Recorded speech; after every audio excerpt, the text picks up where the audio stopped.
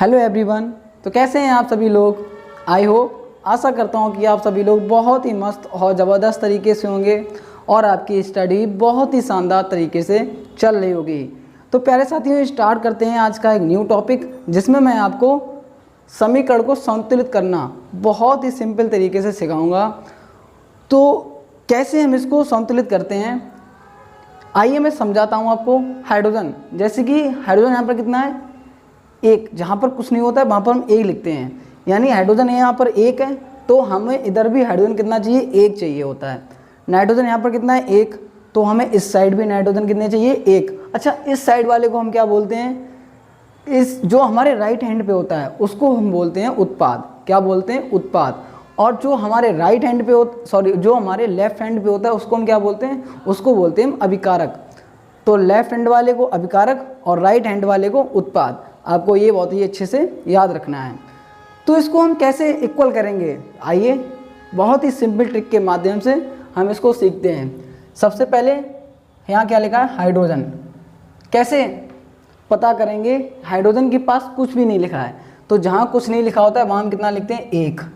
Nitrogen, nitrogen कितने हैं हमारे पास, कुछ नहीं लिखा है नाइट्रोजन के पास, तो एक। ऑक्सीजन कितने हैं हमारे पास, कितना लिखा है, तीन, तो ऑक्सीजन के कितने हो गए, तीन।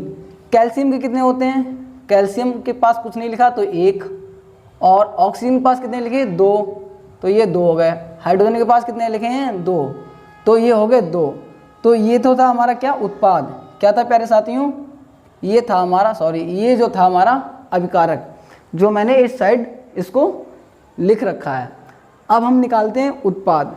क्या निकालते हैं, उत्पाद। इसका कैसे निकालेंगे, जैसे कि कैल्शियम यहाँ पर कितना लिखा, एक, कुछ नहीं लिखा तो हम कितना लिखेंगे, एक।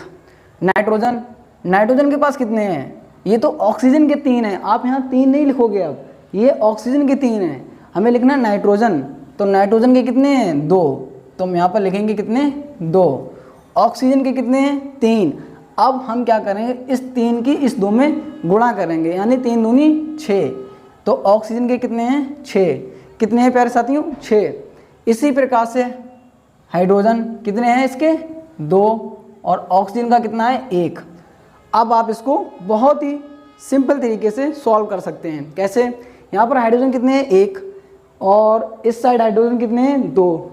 तो आप देख रहे हैं यहाँ हाइड्रोजन एक है, यहाँ हाइड्रोजन दो है, तो क्या करना है, हमें इधर दो की गुणा करनी है। कितने की, दो की।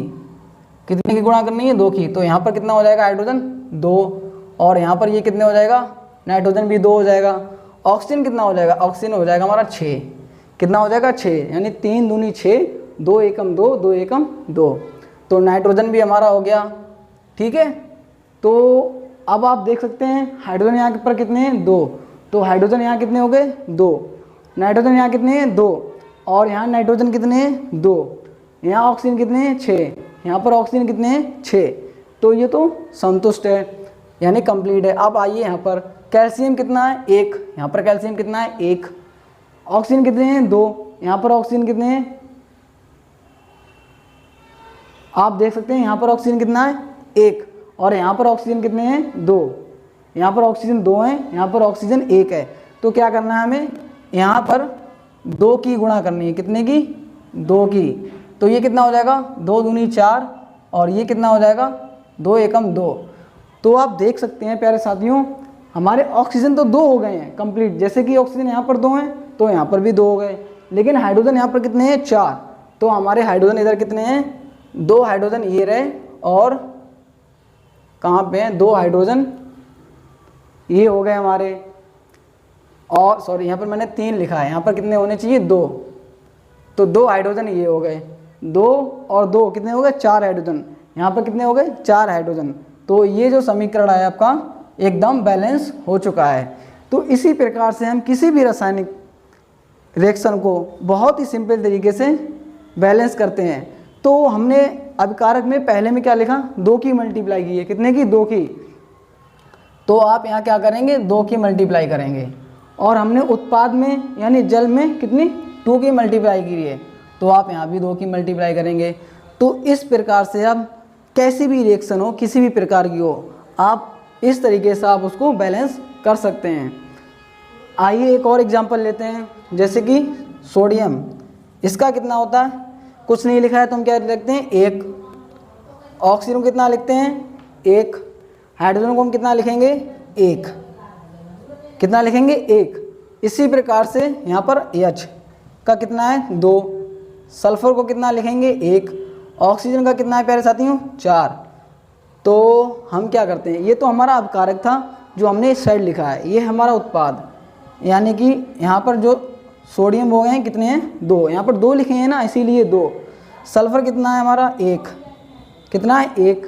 ऑक्सीजन हमारे कितने हैं 4, तो ऑक्सीजन हमने लिख दिया यहाँ पर 4, कितने हैं ऑक्सीजन के 4। इसी प्रकार जल, यानी कि यहाँ पर कितने हैं 2 और ऑक्सीजन हमारा कितना है 1।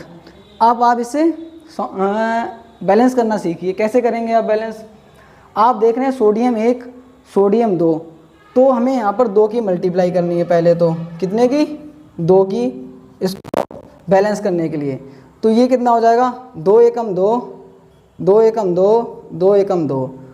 अब यहाँ पर देख सकते हैं सोडियम कितने हो गए 2, यहाँ पर सोडियम कितने हैं 2, यहाँ पर ऑक्सीजन कितने हैं 2, तो यहाँ पर ऑक्सीजन कितने हैं, यहाँ पर ऑक्सीजन हमारे पास 4, ऑक्सीजन यहाँ पर ये तो 4 हो गए, तो ऑक्सीजन यहाँ पर कितना है 1, तो इसमें भी आप कितने की 2 की मल्टीप्लाई करेंगे, तो ये हो जाएगा 2 दूनी 4 और ये हो जाएगा 2 दूनी 1, मतलब 2 एकम 2। अब आप इसको देख सकते हैं सोडियम के कितने हो गए 2, यहाँ पर सोडियम 2, ऑक्सीजन के कितने 2, ऑक्सीजन के यहाँ पर कितने 2, और हाइड्रोजन के कितने 2, और यहाँ पर हाइड्रोजन कितने 2, तो 2 और 2 4 हाइड्रोजन यहाँ पर हो गए भाई, 2 हाइड्रोजन ये हो गए, 2 हाइड्रोजन ये हो गए और 4 हाइड्रोजन यहाँ पर पूरे हैं, तो हाइड्रोजन से निकल गए। अब आइए सल्फर, यहाँ पर कितना है 1, यहाँ पर कितना है 1। इस प्रकार से इसको हमने बैलेंस करना सीख लिया है।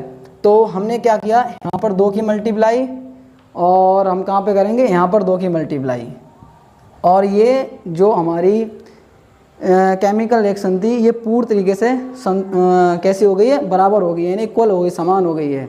तो इस तरीके से हम इसको इक्वल करते हैं, यानी बराबर करना करते हैं, बहुत ही सिंपल ट्रिक के माध्यम से।